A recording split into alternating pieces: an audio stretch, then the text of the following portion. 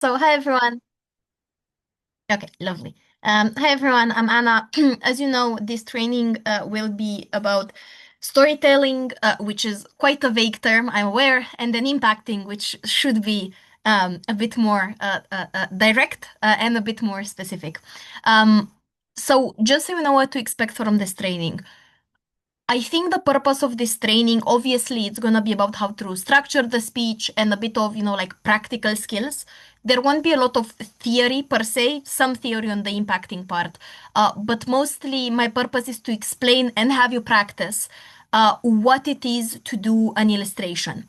So then, um, we're quickly gonna go through that and through how to do impacting. Depending on for how long you've been debating, you will for sure know some of these things. So some of the things might not be new to you. My purpose is to basically give you a laundry list of stuff you ideally check off the moment you do illustration or the moment you do impacting. And then how to package them nicely. So some of this will be also style related or will touch upon style because generally, I think we tend to underestimate what style can do, and also the fact that judges are also humans and that they respond really well to a narrative or that they respond really well to getting attached to a story that you're telling, which is the purpose of my training today. Because whilst I think the current meta encourages a lot of like nitty-gritty points and a lot of mechanisms and a lot of content, which is obviously very good, I think a lot of times people start delivering it like it's a laundry list, which for the judge as well as for everyone in the debate, after a while gets really, really tiring. So my purpose is to help you stand out in a debate and make sure that your speech lands better to the judge. I cannot stress this enough. Sometimes you just need the judge to remember you in their head and to fight for you during the panel. And sometimes, and a lot of times they do that for rational reasons. But I suspect in more cases than judges allow us to know, they consciously or subconsciously fight a bit more or a bit longer or a bit better if you reach them emotionally as well. So storytelling is a sort of content style way to reach them better emotionally. I'm gonna share screen. You let me know if you can see. Um, 1 second.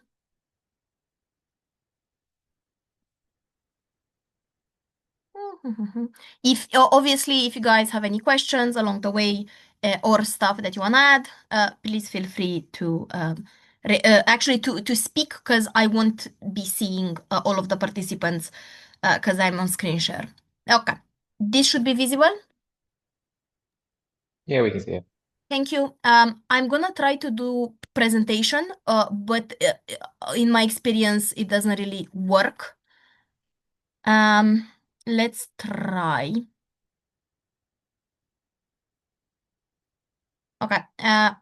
William, can you confirm if you can see the slides changing? Yes. Okay, lovely. It works then. So, the first part is what is storytelling and how do we use it? What do we do with it? So, I don't think there is a very specific definition for storytelling, but broadly, I think it's a better version to pack presenting the status quo or to do the world building inside that inside your debate. I will explain to you the basics and then I'll show you two examples, which is what you see here in the first line, which I'm aware look like Bible verses, but they're actually just timestamps for me to be able to show you two examples. Um, Oh, by the way, we'll do an exercise at the end with illustration, so just so you know to expect that. The purpose of a story, of storytelling, is to package it in a way that creates an emotional hook, but it also has a lot of corollary benefits, such as it makes the speech significantly easier to follow. It makes you be able to organize it better. It makes the judge, as I already said, visualize it and get attached more to the speech that you're saying. How do you do storytelling? Honestly, if you've ever done or watched the writers advising how to write, or journalists explaining how to do that, or public speakers explaining how to create the thread of a speech. It's basically the same principle. So you want to create a story, an example that illustrates the main point of your argument that goes along the rest of the speech. Obviously, given that this is a debate and not a public speech or a story, this will not be the prevalent thing in your speech. So I'm not saying spend 2 minutes on this because that would be dumb. My advice is you start with that, you spend 20 seconds, 30 seconds on it at the beginning. And then, as you see in point 4, you can reference it throughout your speech, or you can reference it in your outro, so at the end of your speech. So it's basically meant as a illustration to tie the whole speech together, even if on that you do different arguments and different mechanisms and you create other like 10 directions of the speech. This is supposed to sort of hold it together and give it a more cohesive vibe than just, some mechanisms or argument thrown at the judge. Now, the reason why I say you can reference it during the speech is because it is an illustration.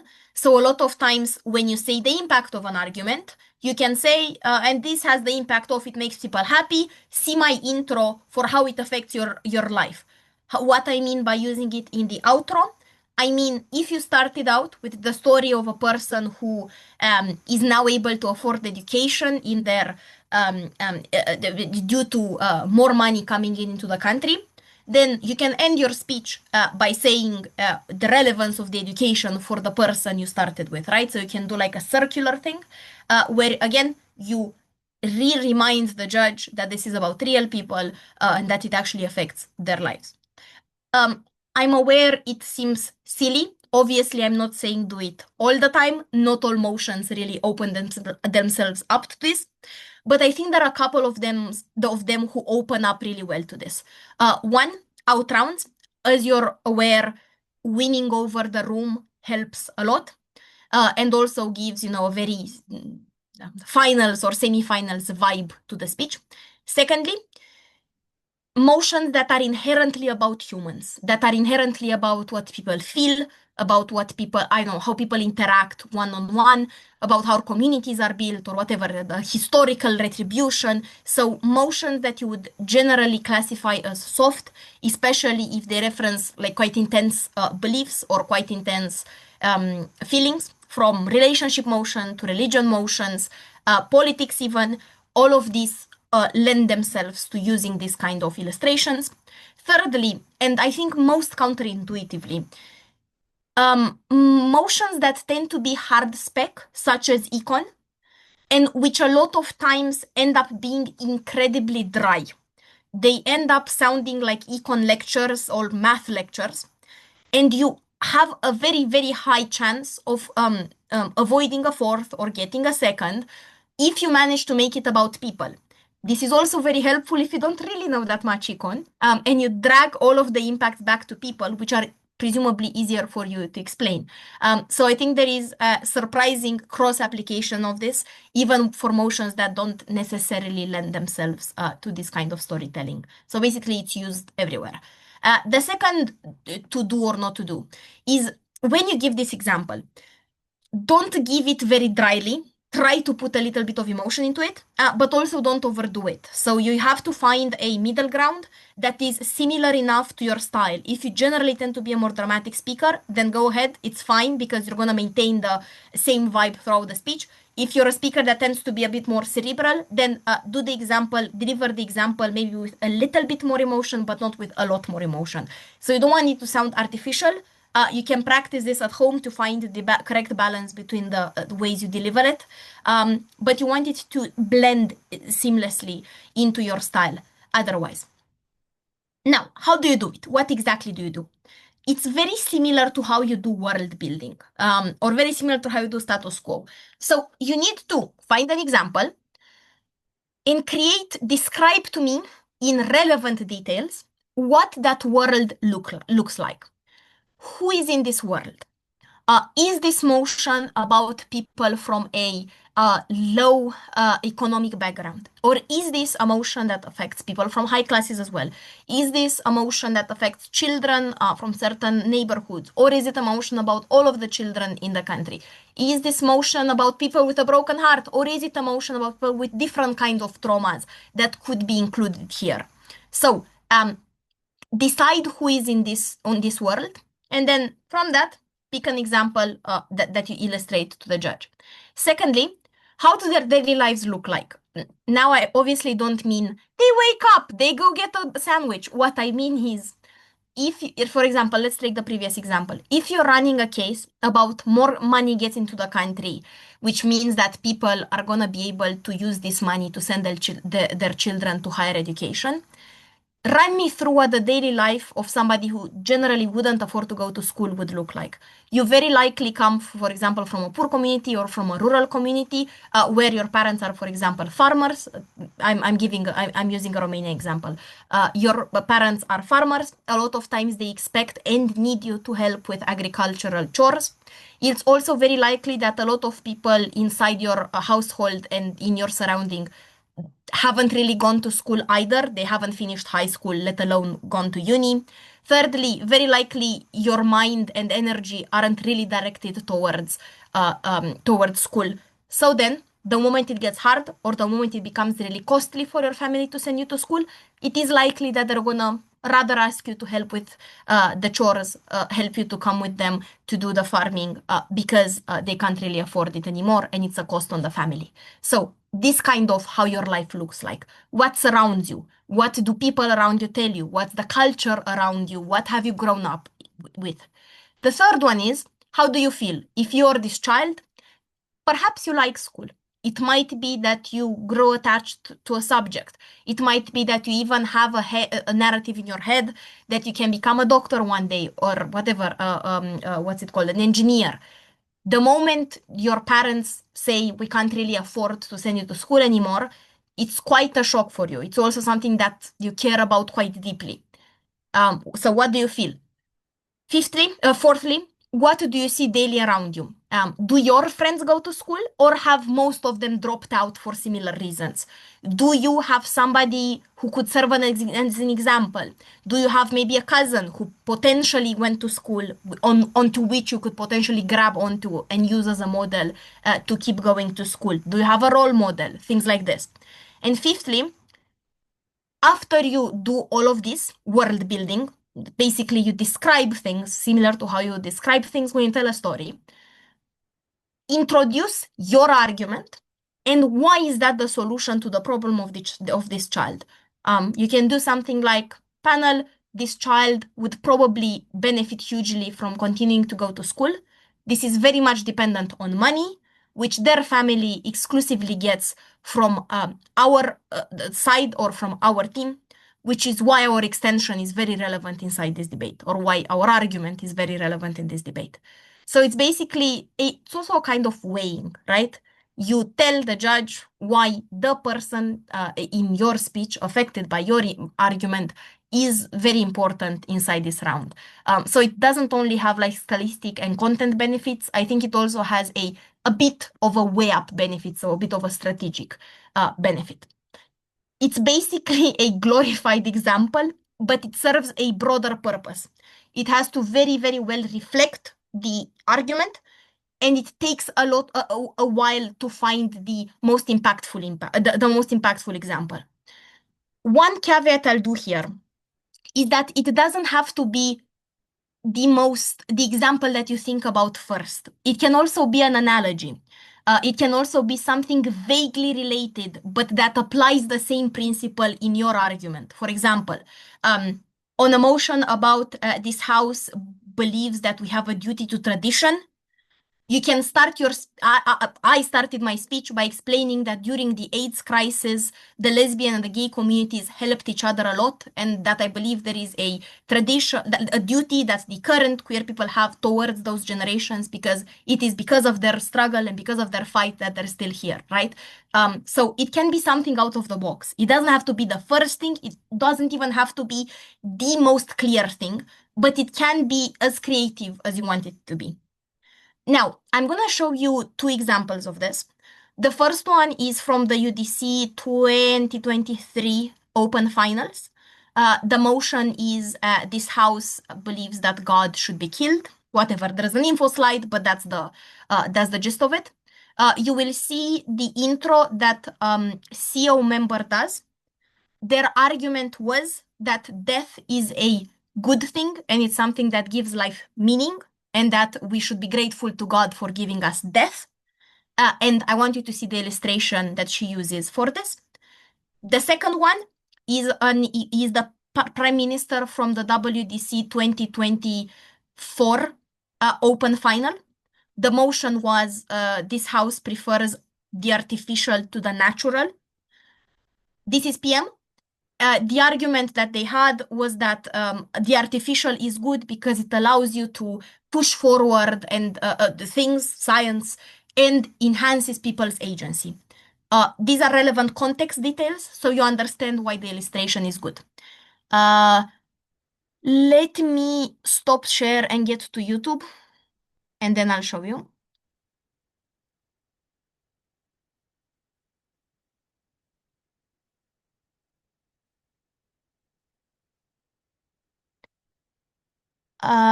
Somebody let me know. Wait, no, you can't see. Okay, I'm gonna try to change the slide. Let me share the sound.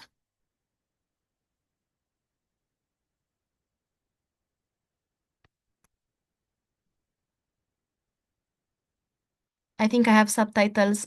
Obviously, it's not great sound quality, but it should work.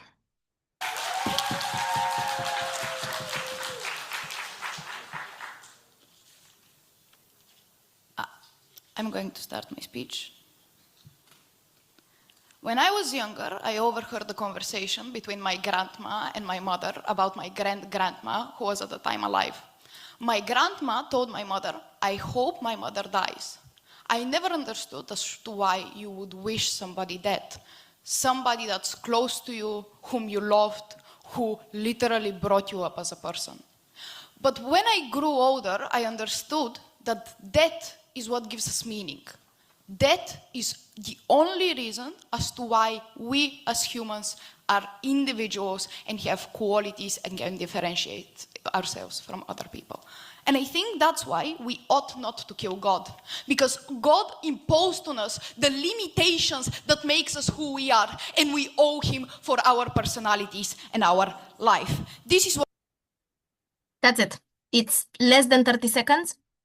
But I think it's highly effective in illustrating and giving a emotional, basically an emotional stake to the speech. Let's now see the second one. This one has worse quality, but hopefully the captions will help.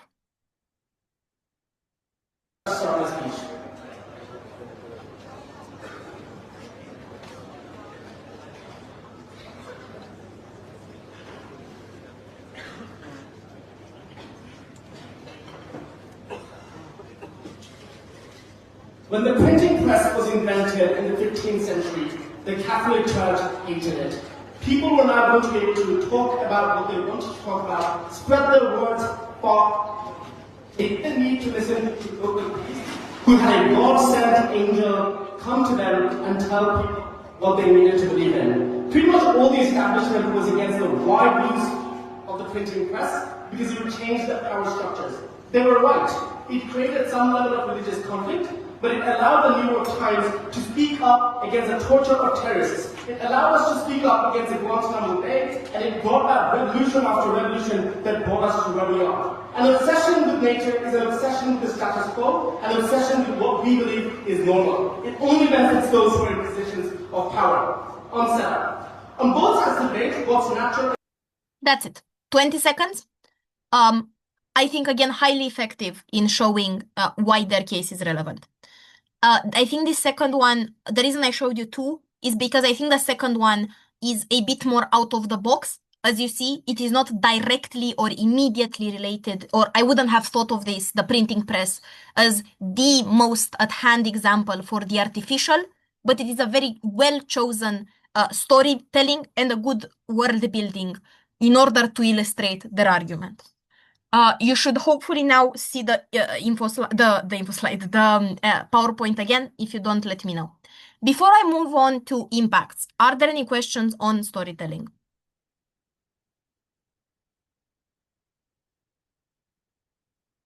No? Okay. Storytelling, impacting. Impacting is obviously tied to storytelling because a lot of times the story that you tell in the beginning is kind of an impact to your argument. So this is mostly about how to do impacts inside of your speech. After you've done the overarching story frame, how do you do impacting? Again, some of these things you will know, but I think a lot of times people tend to see impacting as an afterthought rather than something to spend a lot of time on, and I think that's not beneficial to them. So, firstly, impacting ideally comes at the end of an argument. I'm not sure if everyone is familiar with the sexy structure, but if it's not, I'll outline it. So the sexy structure is the acronym for a very basic argument structure, which is statement, S from statement, E from explanation, why is your statement true, X from example, give an example, and for impact, what are the real life effects of your impact.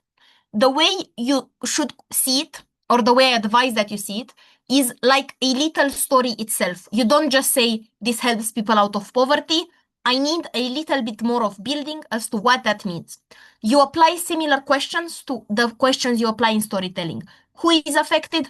Why does this solve the problem? How does it affect them? Tell me how their life changes. When?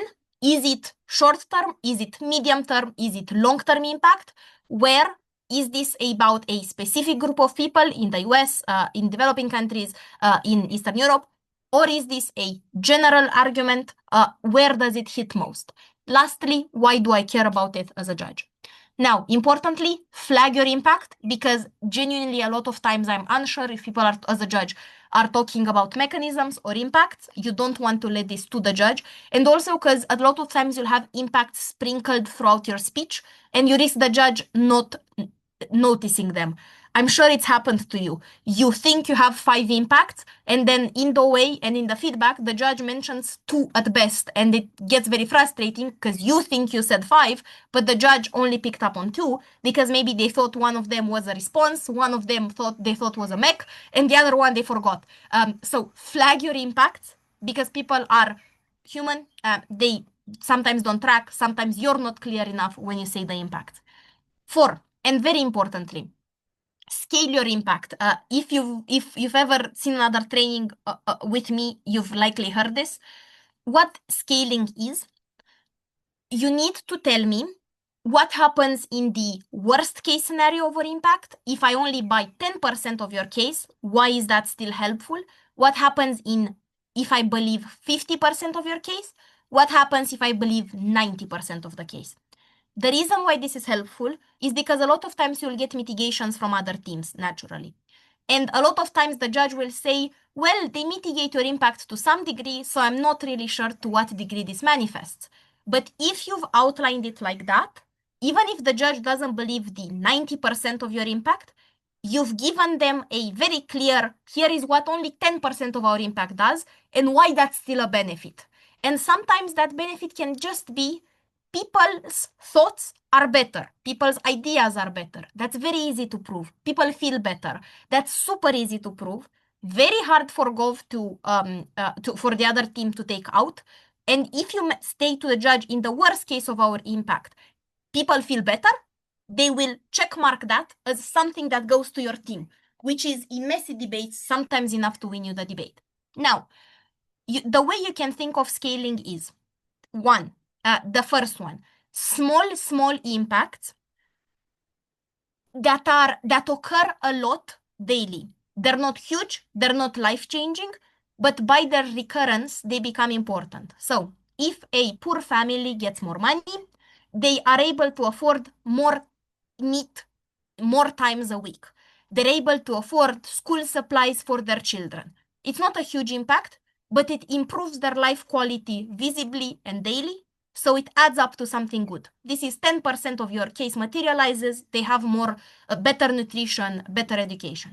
Medium impact happens sometimes, not the smallest, not the biggest. If the family gets more money, it is likely that some of their children will be able to pursue university. Maybe not all of them, so it doesn't happen always. And happens, 3 times in their lives if they have 3 children. But that's very helpful because long term, some of their kids will have higher income and they will be able to help the entire family more. Lastly, if you believe 90% of our case, then it's the impact that is huge, happens very rarely, but it's very relevant if it does. If this family gets more money, it is likely that in 2 generations, they might move from low class to middle class, so you get upwards mobility throughout time. This one is also the atomic bomb impact. Panel in IR debates, panel, if this creates a nuclear war, this is going to be horrible. It's very unlikely to happen, but the risk is huge. So this is the last one. Big impact happens rarely, but super relevant if it does. This is how you do scaling. It is a way of illustrating your impact, but you illustrate it in order to insulate against it being rebutted, and you avoid it becoming like a very unclear, I don't know what you proved kind of impact. I would advise doing it in all of your arguments. Naturally, if you have 3 arguments, you won't do it for all of your impacts, but do it for your main impact. It doesn't have to take a lot. I would advise 30, 40 seconds for the entire scaling. It's like 3 illustrations and you kind of explain to the judge what I just said. But it's very, very valuable when your impact is evaluated in the panel. 5. Very relevant, and I'm sure this has happened to you in debates. There are 2 things you need to prove with impacts. One, the fact that they're specific. So why does this motion particularly lead to this particular impact? Because a lot of times the other team will say, no, we can reach the exact same impact with other things, such as educational campaigns or whatever. So you want to specifically tell me why this money give the possibility for this poor family to send their children to school and everything. So tie it very clearly to the motion and very explicitly to the motion. Next, why is it exclusive? Because a lot of times, this is the clear example is Euroscepticism. Everyone says this makes Euroscepticism grow. And then everyone tries to prove Euroscepticism. No, we get more. No, we get more. No, we can get Euroscepticism from other ways as well. And we're all like, okay, all of the X might be correct. I don't know which one proves Euroscepticism more. So you need to tell me why only your argument proves Euroscepticism. So the first one is, why does motion lead to impact? The second one is, why only motion or only your argument lead to impact? Do both of them, and then you better insulate against other teams bringing alternatives or counter props or things like this. 7, I'll do 7 because it's tied to this. Be consciously aware what you're proving, because I think people aren't aware what they're proving. Are you proving a tipping point? Are you saying that people will vote differently? Are you saying people will act differently? Are you saying that 80% of the country's population will change their vote or will emigrate? If you're doing that, then you need to actively prove why those people vote changes. Why that people's living country of residence changes. Why that does decision change? So if you're going for tipping point, make damn sure you prove the tipping point. Because then the judge will say you lost because you didn't prove tipping point. Sometimes some arguments just prove a worsening of the situation. A lot of times Euroscepticism. People say Euroscepticism grows. But Euroscepticism already exists. Is your argument that it grows from 20% to 30%? If yes, that's perfectly fine. That is a very low burden case. That's okay. Prove to me why that 30% is a problem. 10% increase is a problem. It could be because with 10% more in parliament, they can make a I don't know, a far right or a far left coalition, and that's a problem. It could be that with 30% they can trigger a referendum. With 30% they can, I don't know, do what to the president. So if you're just proving a worsening or a bettering of a situation that already exists and not a tipping point, then explain why that 10% is important. Now, the last thing I will say on impacts is be consciously aware what kind of argument you are making. Are you making an argument with a low burden? People feel better. Euroscepticism grows a little. Or are you making an argument with a huge burden? It will start the nuclear war. Depending on that, you will need to scale your argument a bit better if you're going for a high burden, because it might be that the judge does not buy your high burden. We will die in a nuclear war. But it might be that they buy your other smaller burdens. But on the other hand, if you're going, so it's a high risk, high reward situation. If you prove nuclear war, you win the round, but make sure you don't get a fourth if you don't. If you're going for a low burden, you risk other teams proving more important arguments, bigger burdens. Prove why that low burden is the easiest to achieve. It is the most sure in the round. It is the thing that the judge can be sure. Sometimes just the judge is sure about your impact, even if it's small, can be a criterion for you to win that round. Tell the judge that. Be as explicit as you can about we have a high burden, we have a low burden, but here is why you should buy it. And depending on what you have, plan your argument accordingly when you do the impacting.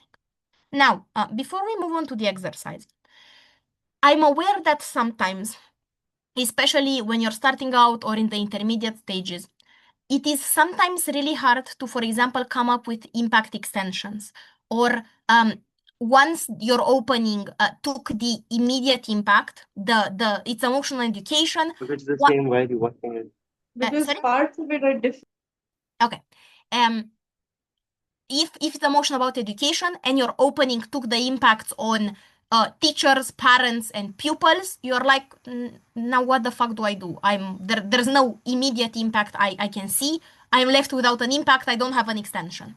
So my next slide is about possible other impacts you could run or areas to look for impacts. 90% of the times, motions don't only have the immediate impacts, the immediate stakeholders that are being affected, but also have secondary, tertiary impacts that you can build an extension on. Maybe it's not a winning extension, but it gets you a second rather than a fourth. And so basically now I'm giving you a laundry list. This laundry list won't work for everybody, won't work for all of the motions, but very likely you'll find 2 or 3 from this list to use in your any debate. So first one, the most immediate one, people. What happens inside the mind of the people? If your opening proved a change in action, it might be that they didn't prove what changes in their head. You can do an extension about how actually what changes in their head. Or if your opening only said we change their ideas, you can build an extension on what changes outside of the person. Do they act differently? Does the world around them change? Now, categories of people. If your opening proved a very broad argument, everyone has more money, you can do your extension on people from disadvantaged backgrounds, a sort of minority, people from certain parts of the world where this is particularly a problem. In climate debates, localizing your impact to the countries that will be most affected by climate change is a very, very good way to make an extension. So consider different categories of people. Then basically you zoom out. The more this list goes on, the more you zoom out.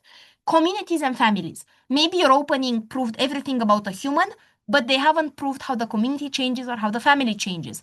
You do that and you prove why family is more important than your own thoughts, for example, which maybe your opening proved. Thirdly, bodies, governments, corporations, NGOs, anyone that can indirectly influence the life of a person. If you prove a change in policy, if you prove that corporations become more LGBT friendly on emotional LGBT, if you prove that NGOs, about free press NGOs, become powerful in the country and help the people that opening is talking about, that's a very good extension, a very good impact.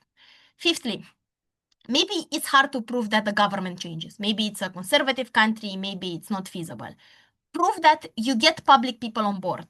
Politicians, celebrities, leaders of opinion, academics, journalists.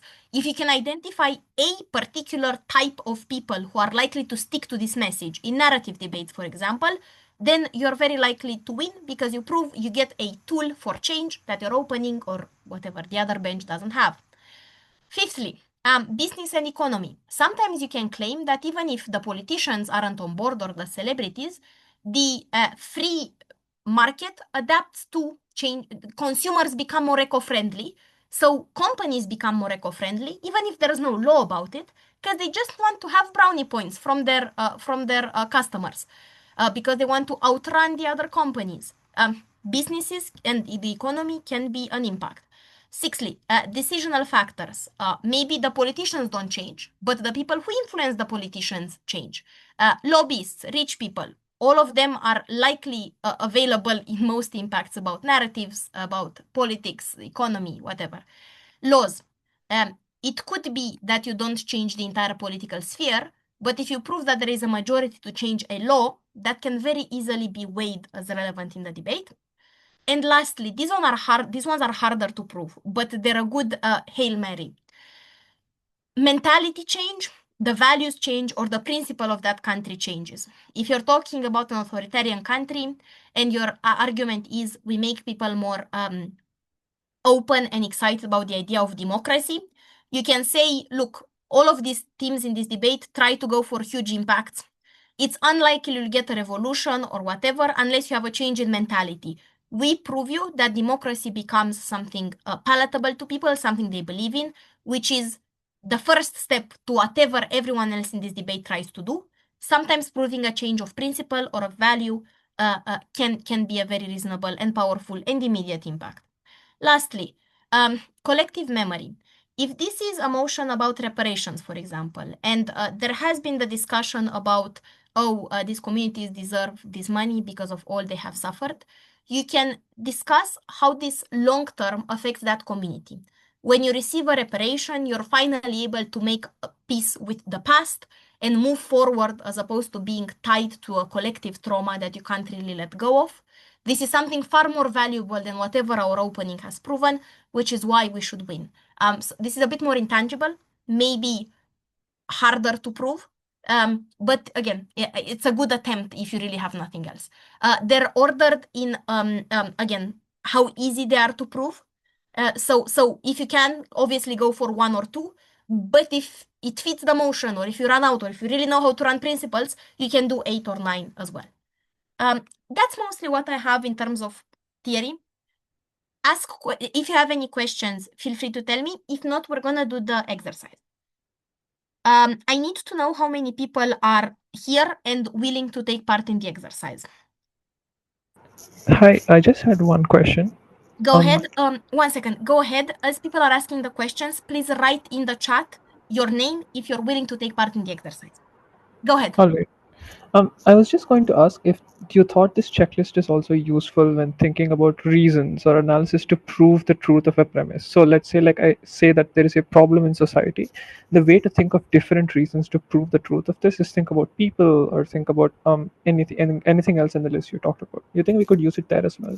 Yeah, absolutely. Yes. And obviously, if you think about your mechanisms this way, then you directly have an impact for the specific mechanism on community. You will have an impact on community. Yes, absolutely. Any other questions? I'm going to check the chat in the meantime. Wait, I see questions. Okay, I see 1 person, 2 people, 3, 4. All right, let's wait another 3 minutes.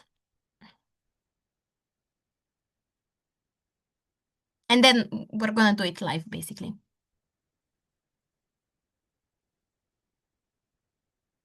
Also, feel free to ask questions in the meantime. Okay.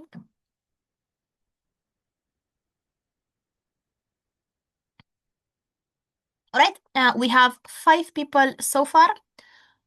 Given that there is fewer people than we have in the call, then we don't need to do teams. So currently, everyone who signaled their willingness, but obviously, if you guys decide in the meantime that you also want to take part, please pick one of the motions here and take 2-3 minutes. Come up with a illustration that you could use in the beginning of the speech in order to do storytelling, and identify the impact and the argument that this would be helpful to illustrate. So the steps are: pick a motion, think of an argument, don't develop the argument, just think what does the argument say, what does it prove, and then try to come up with an example, a story that you would be using. And then once you're done, feel free to signal in the chat and I'll give you the floor to illustrate it. We can take 5 minutes for that. So whoever wants to also jump in the exercise, feel free to. You can also do this exercise alone if you don't really want to speak to the chat, but you'd like to practice it sort of mentally. But it's obviously more helpful if you say it afterwards, because I can comment on it and make additions. So we fine tune the example. Let's take 5. So we'll collect the illustrations at 56. If there are any questions about the exercise or about something else, feel free to tell me.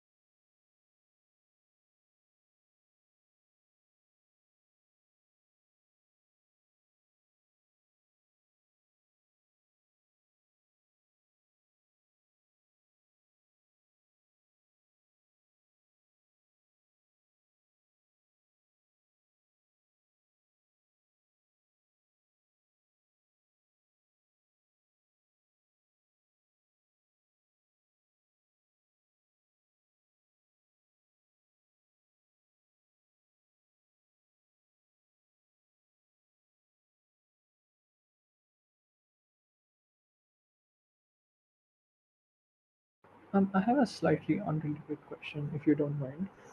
Yeah, of course. I've noticed on the screen that all of these motions largely deal with people's feelings or emotions that they tend to feel in general. Um, I particularly like this set of motions because it's a lot more creative analysis than just stock analysis and relation motions in general. So is there like a theme for what this is called, and is there like reading or resources you can find where you just know how to discuss people's feelings or what their incentives are a lot more? Very fair question. So I don't think there is a specific category for them.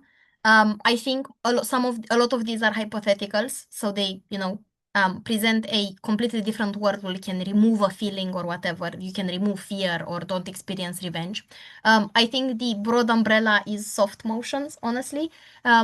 Second, how to get better at them. There is in the debate databases, there are several trainings on how to debate feelings, how to debate relationships, how to debate soft motions in general. So I would point you towards those because they won't fit all of these motions on the screen, but they will fit some of them. And frankly, or even motions about how to discuss narratives could be helpful because a lot of the advice there is applicable here. That's fine. Thank you. No problem.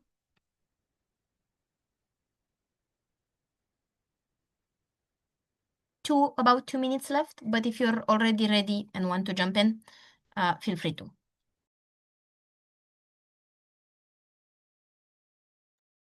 I think I'm ready. Go ahead, tell us the motion, that you picked and what kind of intro. You don't have to, play it out, but if you do, you're more than free to. Sure. So I really like the impending end of the world motion. Okay, yes, And number yeah, 5. I chose to, number 5. So I chose to go through opposition because that's the least intuitive part, I think, in this motion.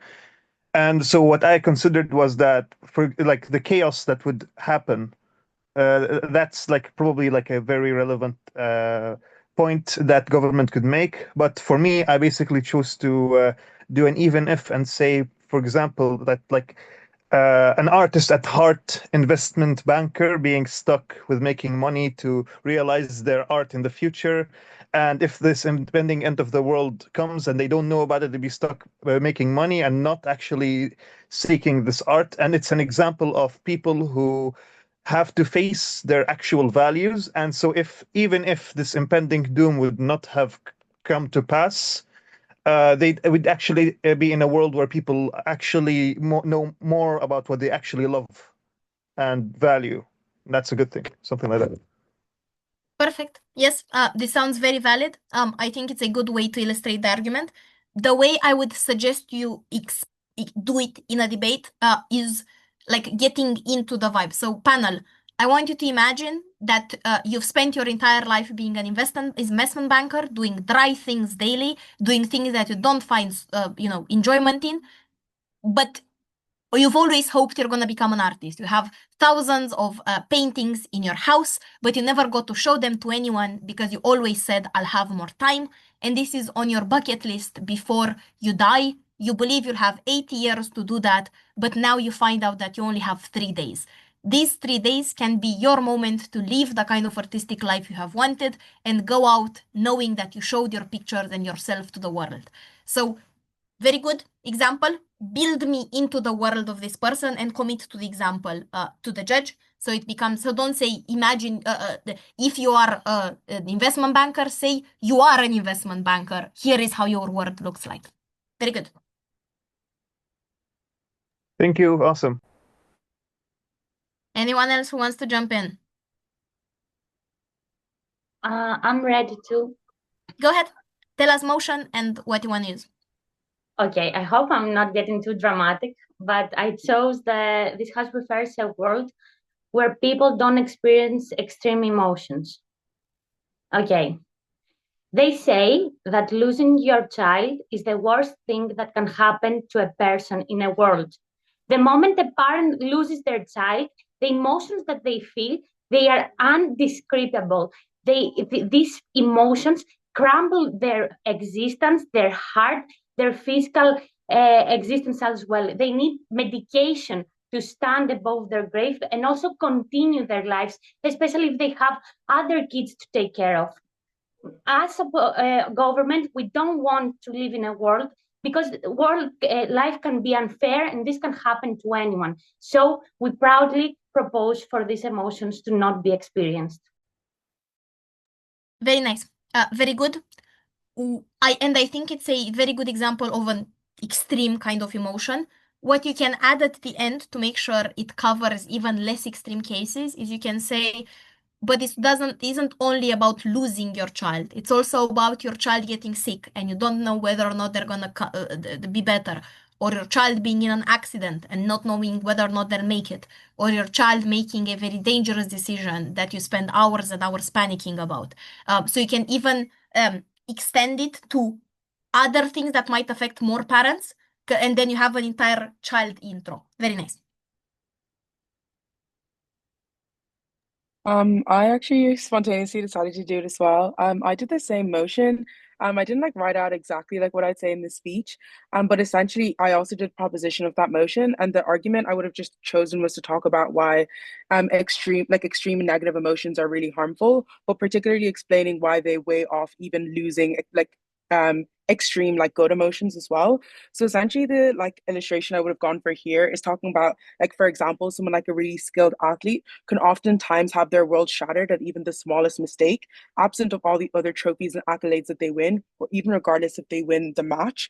So just essentially talking about why that feeling of sadness and insecurity is often so debilitating, which is what I would have said anyway here, but I didn't have it written out fully. Yeah, very good. I think it's good illustration, good example. The way you can present it is start the example by zooming me in into the moment they lose their race. Like what happens when they fall or when they realize that they haven't made it. Then say this is how it affects their immediate life, this is how it affects their career, and this is how it haunts them, I don't know, 3 years after when they try to pick it back up. So you can also do like a chronological thing. Here is the first moment of the extreme emotion, here is the second, here is the third, and here is how it spreads out everywhere in your life. Moments, random moments when they remember this. They start being really anxious whenever they do anything physical because it haunts them. Yes, very good. And you can do it chronologically or as a camera does it in a movie, you zoom out. Very good.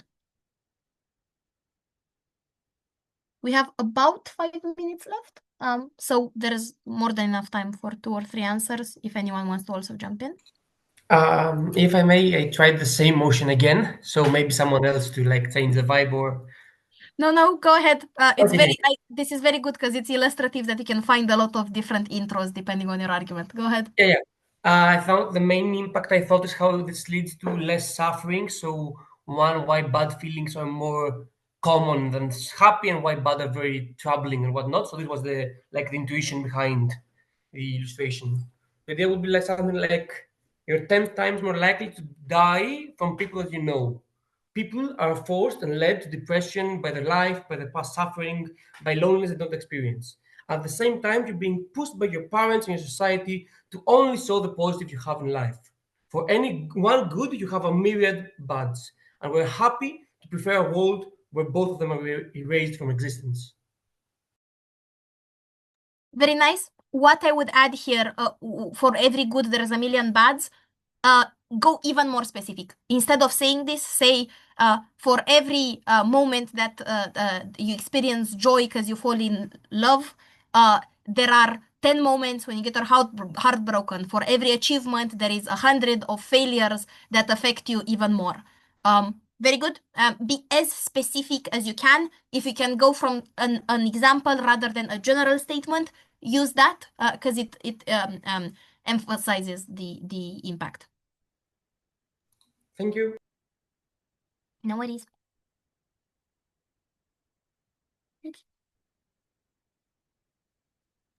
I tried to go for the first motion. This house prefers a world without the desire for revenge. I have it written down, but it's a bit too dramatic to actually say out loud. It's pretty embarrassing. But basically, I was going with, well, revenge is the most common theme for tragedies that we know. It's the ghost of Hamlet's father, not allowing him to live on as long as his uncle does, and it's what drove Achilles to lose Patroclus and then to die when exacting revenge in his name. And the point being that it's something that once it takes hold, it's not going to stop with just destroying whatever the target was. It's going to destroy you as well. And that's why it's so harmful. Very nice. I get the feeling of embarrassment. A good way to get yourself rid of those is one, to adapt it. If it's around, maybe you don't use this one, but it's a final. You use this. It lands very, very well. You can also practice it in the mirror until you find a way to deliver it that feels natural to you, rather than, like really forced. But I think it works for a big audience. I think even if it's, like whatever, ancient Greek examples, I think it works. Thank you. Also, by the way, feel free to steal examples from people. A lot of my favorite intros have been stolen from examples I randomly heard in one out round as a example, as a passing thought, which then I turned into an intro. You can even have little notes of stuff you can use for intros. It's something I have, and it's something I know a lot of speakers also do. So you can keep them and then use them as the motions come. Anyone else want to jump in? I think we have time for 1 or 2 more. Maybe I can try as well. Yeah, go ahead. I chose the fourth motion, assuming feasibility. This house would remove fear from soldiers. Yes. The argument I wanted to run was that this will limit the side casualties that we get from human error. And I thought that the intro would be something like a story. So You're a boy, you're 20 years old. You're given a gun and thrown to protect yourself against the death that you see every day. And once you're tasked with getting prisoners from one place to another. Nothing too serious, nothing too important, but still you fear for your life as you've seen the death come to you every day. And then one sudden movement and bam, you've killed a 15-year-old that tried to grab your attention because they needed to get some water. Now this will haunt you forever, and this will haunt their family forever as well. There are many factors that will get you to protect your life. What fear does is only gonna cause you to harm more lives. Yes, exactly. Very good. I think it illustrates well the spontaneity. Very nice. The only thing I would add here is you don't think about pulling the gun, you just do because you're scared. So like tie it a bit more to fear specifically. But other than that, very nice. Good. One other one, if anyone wants to. I think there's one other person who said they wanted to do the exercise, but obviously no worries if you don't want to share. Yeah, go ahead. Yeah, it's fine, right? It's the it is the second motion, second motion has been done now. Yeah, that's perfect. Don't worry. Okay, so I tried to talk about how often it's a small temporary action that leads to long-term impacts. So I think the illustration I had is, okay, a driver on the road forgets to signal. This results in a car crash. One of the drivers is annoyed having just purchased a new car. After a confrontation, he starts a fight. Fight lasts a few minutes. It gets physical, but he's sentenced to 10 years of prison. Short impact, short fight, a decade and a life ruined. Yep, exactly. Add at the end. The reason why our argument solves this is because it removes the impulse from the driver to cause the entire problem, because once you start, you can't really tell what's going to happen. So tie it to the motion at the end of the intro. Tie it to your extension, so then it's clear to me how it solves. I think the illustration is good. Good. Very nice. I think that's our time, because I also want you to have like 5 minutes. Thank you so much. Wait, let me stop sharing. Thank you so much for bearing through. I know it's hard to go through more trainings one after the other. I hope this was helpful. Please feel free to reach out for questions of any kind. Thank you for engaging and thank you for giving your examples live. I also know that's not comfortable. I hope this helps you. Hope to see you in Copenhagen and at other tournaments and see you around.